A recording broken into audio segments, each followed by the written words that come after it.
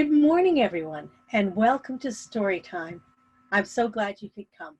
My name is Nancy, and I'm from the Saskatoon Public Library, and here I am on Treaty 6 territory, and we're going to do a story time about cleaning up. But before we do that, let's sing our welcoming song. Do you remember how it goes? We can say, "Hello, friends. It's time to say hello." Shall we sing that together? Hello, friends. Hello, friends. Hello, friends. It's time to say hello. Wasn't that fun? Now, like I said, we're going to have stories about cleaning up because you know what? It's fall, and one of the things that we do is we clean up our yards, but it's nice to clean up our house, particularly, after you've been in your room for a while and you haven't. Doesn't that get just gross? And aren't you glad when it gets clean? And don't you think you could help too? Anyway, let's see how Max does this.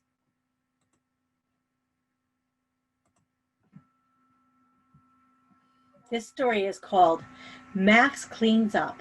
It's by Rosemary Wells. And it's published by Viking. Max cleans up. Look at that. He's got his truck completely full of dirt. I hope that's not in his bedroom. What do you think? Max parked his popsicle where no one would find it. Right in his shoe? Oh no. Popsicles don't do well in shoes. Then he pushed the up and over button on his brand new Power City Rocker Crusher dump truck. "Max," said Max's sister Ruby, "it's time to clean up." I think Ruby's right. "Your dump truck goes back in the sandbox." When Ruby wasn't looking, Max emptied the dump truck into his pocket. Just then, Ruby stepped on something sticky. It was a tube of miracle bubbles. "Into the rubbish, Max," said Ruby. But Max squeezed the rest of the miracle bubbles into his pocket too. Oh no. "Your ant farm ants have escaped, Max," said Ruby. "Back home they go." But Max let the ants run into his pocket instead of into the ant farm. That sounds really itchy. "Max," said Ruby, "there's something in your drawer that should not be there." "This Easter egg is from last year, Max," said Ruby. "Into the trash bucket it goes." But Max stuffed the egg into his pocket. "What is oozing out from under your door, Max?" asked Ruby. Max knew that Ruby would find a reason to throw out his popsicle, like the part where it melted. She might even throw out his quack quack duck, because it's sitting right in the goo, right? They both fit just right into his pocket. "Max," said Ruby, "your pillow is in your toy chest and your toys are in your bed." Max rescued his favorite piece of gum on a string from the bottom of his bug box. "Spit it out, Max," said Ruby. Ruby put all the toys in the toy chest. She lined up the Santas and the dolls. And the sneakers went into Max's closet, and the wind-up bugs went into the bug box. Max saved the gum in his pocket. "Look, Max," said Ruby, "your room is completely organized. There is a place for everything, and everything is in its place." Ruby's really good at cleaning up, isn't she? "Max," asked Ruby, "what is in your pocket?" "Everything," said Max. Oh no. Does that mean they have to start again? And that's the end of Max Cleans Up. I think that Max might have to clean up more than once. But you know what? Everyone has different ways of cleaning up. So let's try another story about cleaning up. This is about Dad getting the van clean. This is called, This is the Van That Dad Cleaned. Well, that might be fun, right? Because you didn't have to do the cleaning. This story is by Lisa Campbell Ernst. This is the van that Dad cleaned. Look at that, he's using spray bottles. And it's published by Simon & Schuster Books for Young Readers. There's the vacuum cleaner. Have you ever got to be in on cleaning the van or the car? Lots of stuff you can polish there. Yep. See, Dad's got a bristle brush to clean up, and he's right in the middle of that, isn't he?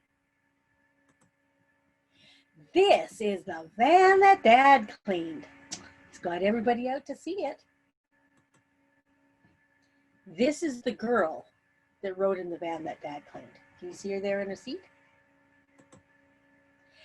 This is the boy that teased the girl that rode in the van that Dad cleaned. Oh, look at this. This story has a different line every time. Let's see if we can remember them all together. This is the toy that thrilled the boy that teased the girl that rode in the van that Dad cleaned.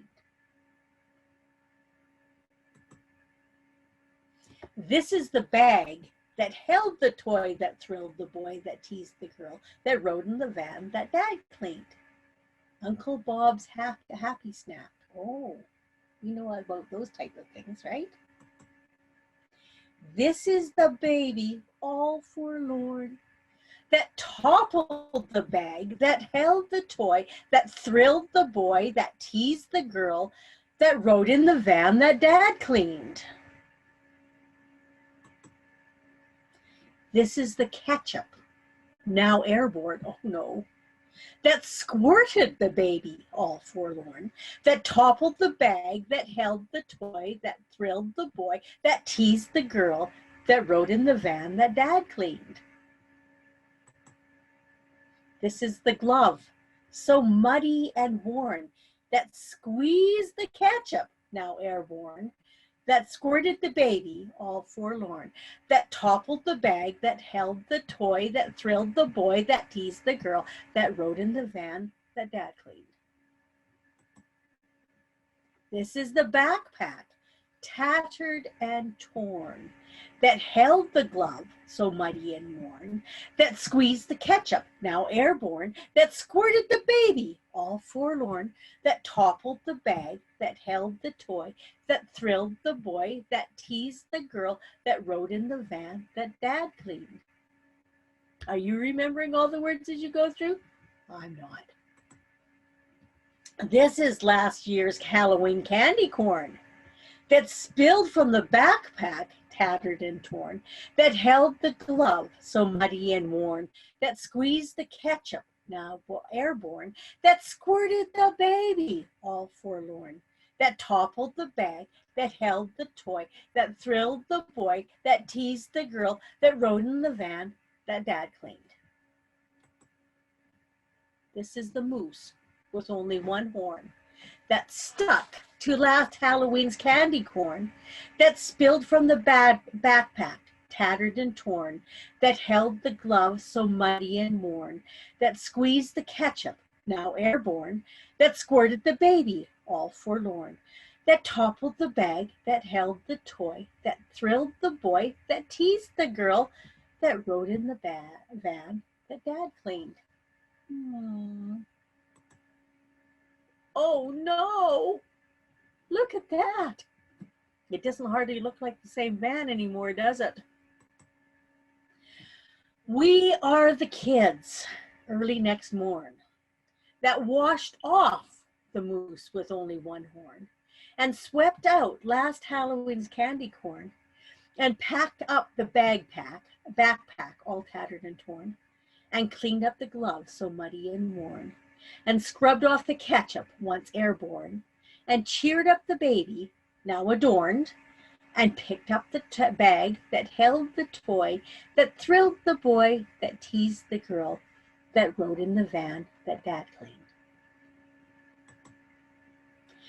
This is the van that we cleaned. Do you think it's going to get dirty again? Just not today, right?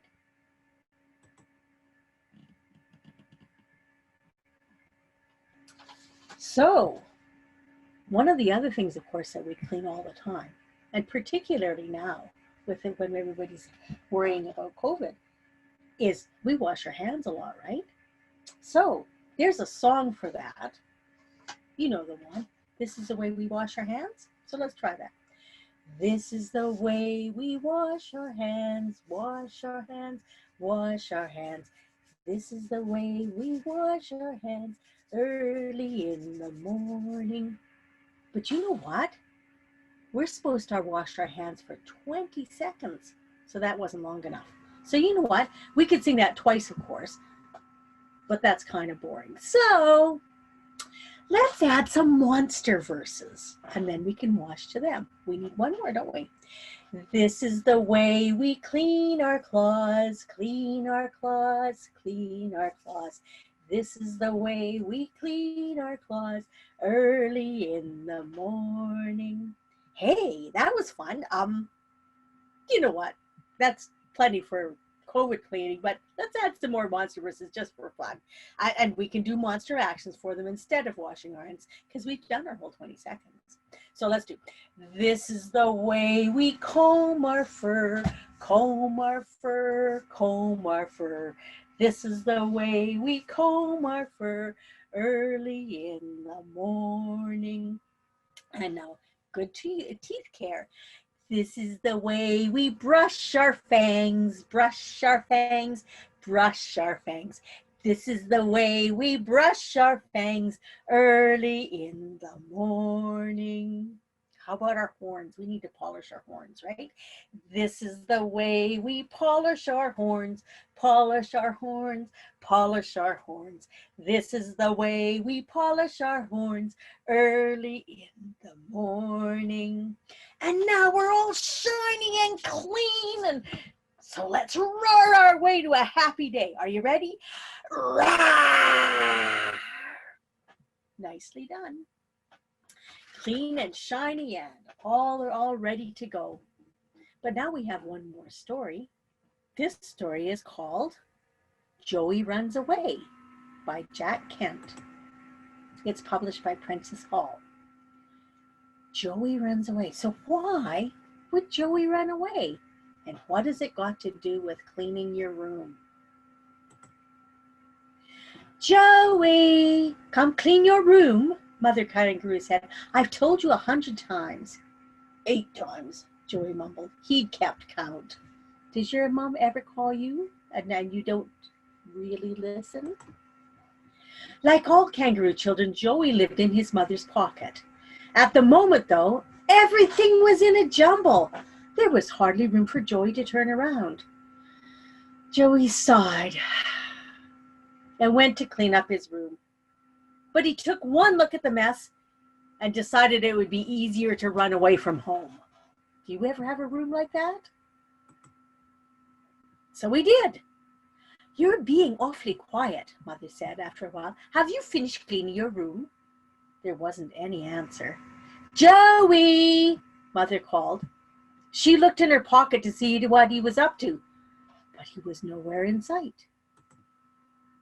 He's hiding, the rascal. I'll find him, said Mother. But Joey wasn't under the bed. And he wasn't behind the dresser. And he wasn't anywhere. Mother saw a small piece of paper. It was a note written in crayon. The note said, I have run away. Goodbye, Joey.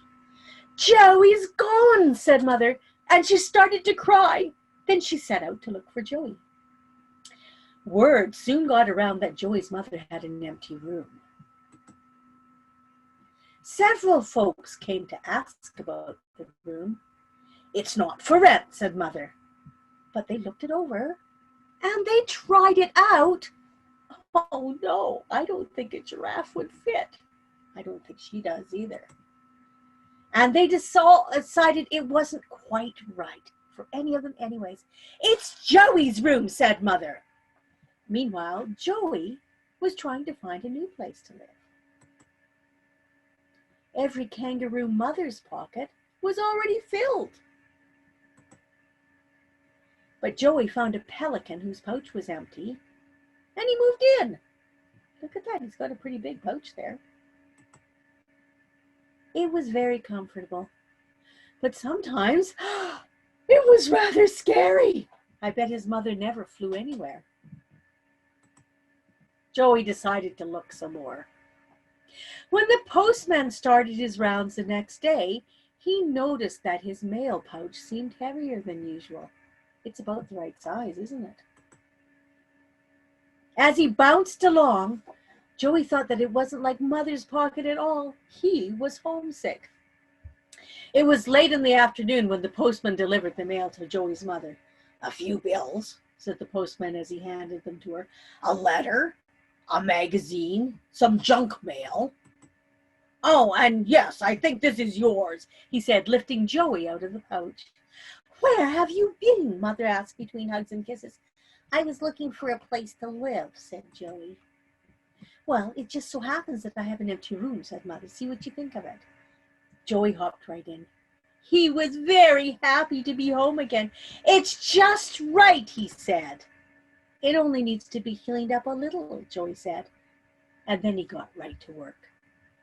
Could have saved himself the effort just by staying home, couldn't he? But sometimes you don't know till you've been away.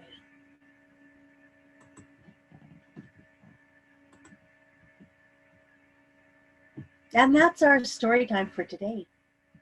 Are you ready to sing our goodbye song? Let's try it. Goodbye, friends. Goodbye, friends. Goodbye, friends. It's time to say goodbye. And goodbye to all of you. Thank you for coming to Storytime.